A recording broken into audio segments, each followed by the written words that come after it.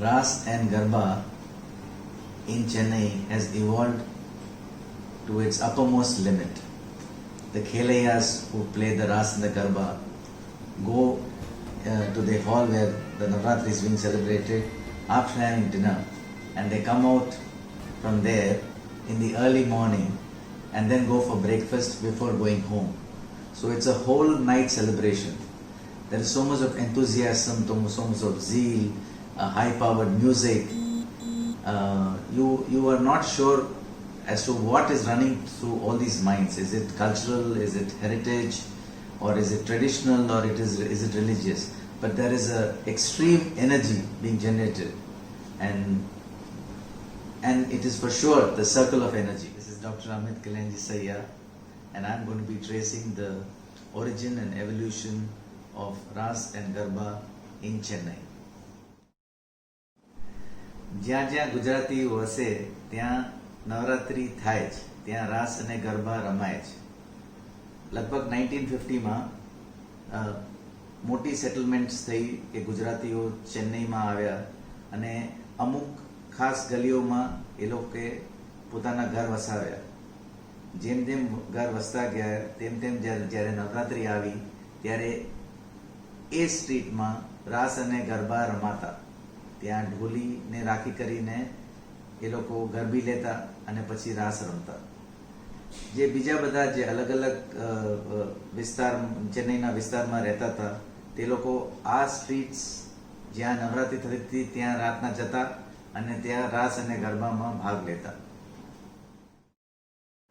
In the 1960s, Hasmukh Bhai made the Navratri a little bit more formal. It was announced that the Navratri would be held on the terrace of an apartment. Doli, Shehnai, Vadak and a few ladies got together to present a Navratri wherein people from all over Chennai would come and take part in it.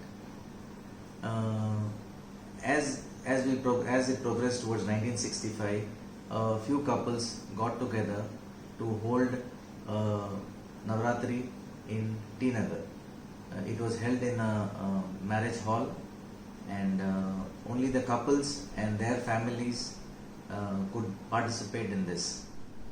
What I have conveyed to you till now are memories of my father Shri Kalenji Bhai, who has told me this origin of Navratri in Chennai.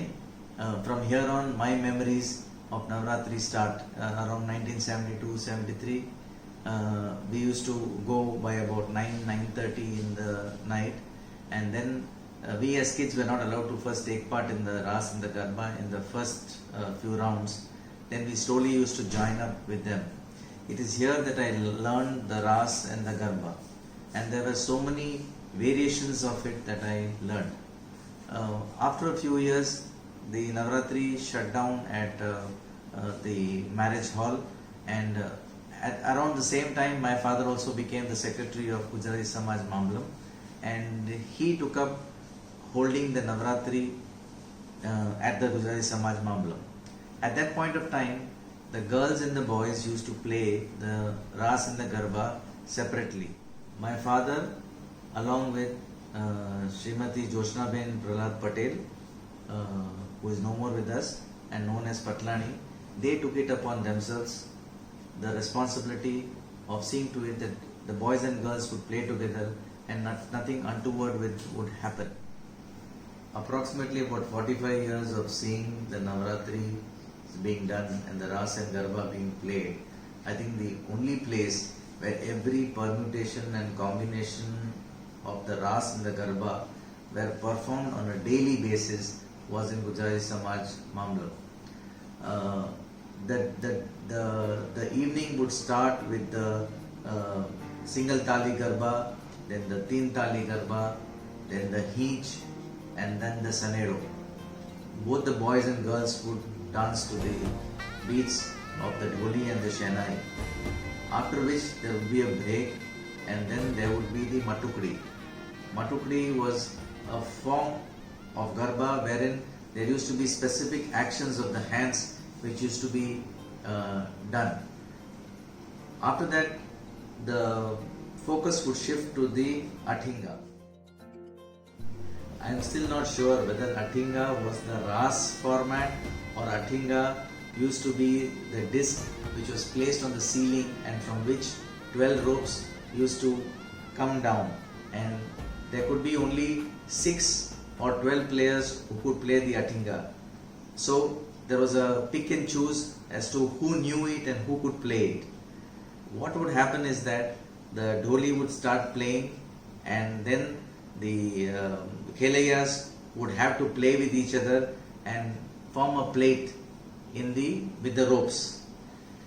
There would be a lot of mistakes which would happen, and then you had to retrace your steps before again the dholi could start playing so that you could complete the plate.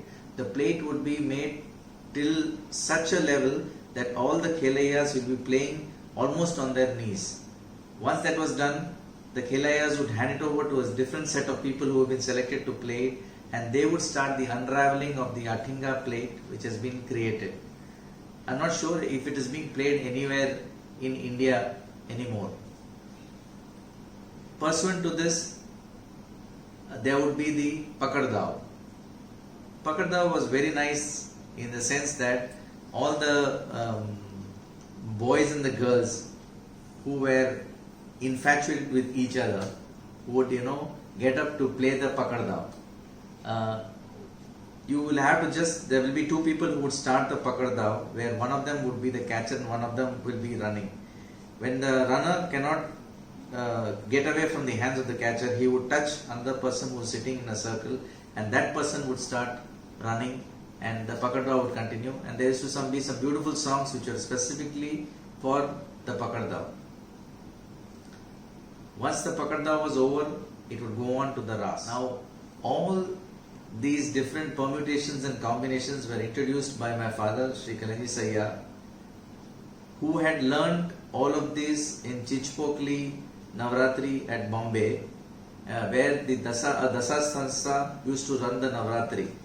So he had learned all of this when he was young, and then he made us, the next generation, learn it. So every person who has come out of Gujai Samaj Mamlam knows all of this, whether it be the boy or the girl.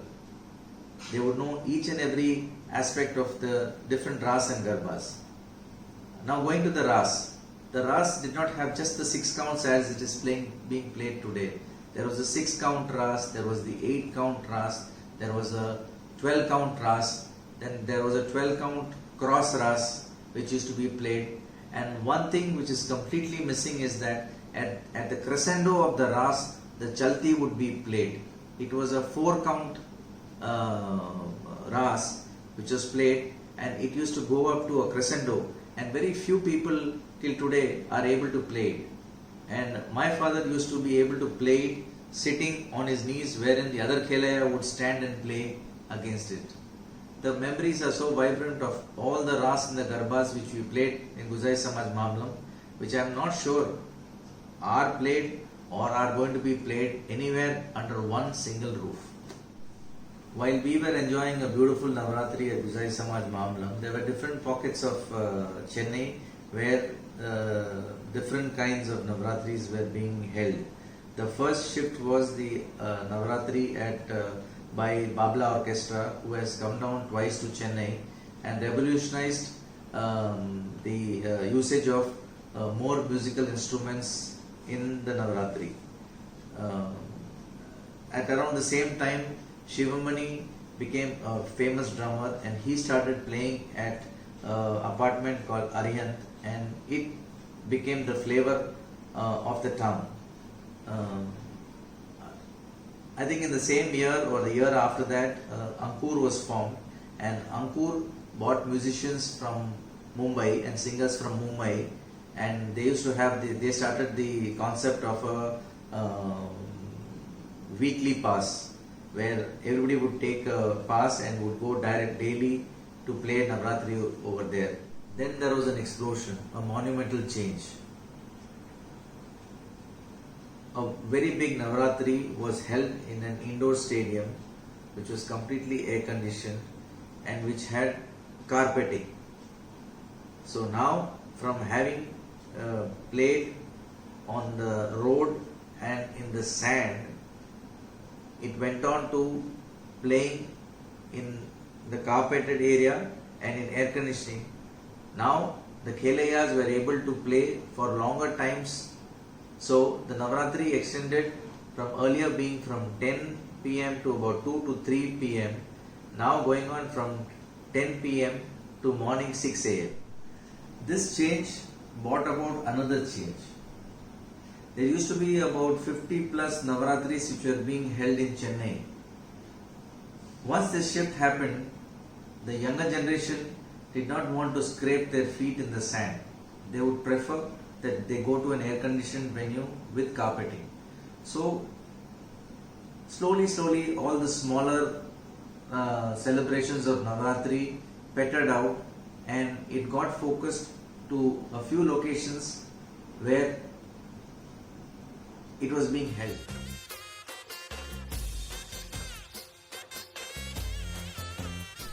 This is the evolution of the Navaratri and the Ras and Garba being played there, from its simple origins of being a street celebration to a major event which is looked out to for, and people prepare 3 to 6 months in advance to take part in it, to make their costumes. There are practice sessions which happen.